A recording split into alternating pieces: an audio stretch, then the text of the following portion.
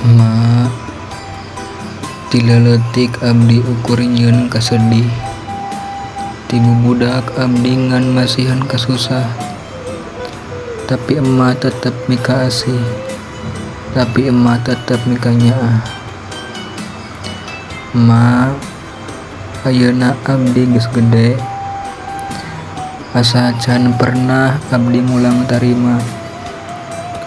Nu aya ngan ngaririweuh jeung mereka pusing kanu jadi kolot.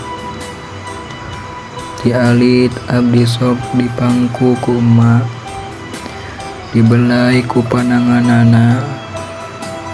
Sanajan aral sarta coco bisilih ngaganti, emma tak pernah ngeluh. Basa abdi keur bunga atawa ngarasa sedih, emma terus aya sareng abdi. Basa abdi keur ngarasa kasusahan, emma oge terus aya sareng abdi. Nanging abdi kadang osok midamel emma sedih kusabab kalakuan abdi. Keur emma masihan nasehat, abdi kalah sering ngabantah. Keur emma masihan parentah, abdi malah osok sering ngalawan. Nanging sagala tingkah laku abdi, emma tiasa ngahampurakeunana.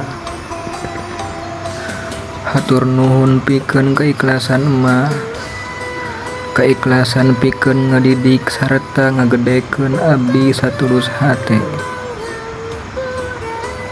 Emma eta pahlawan dina hirup abdi.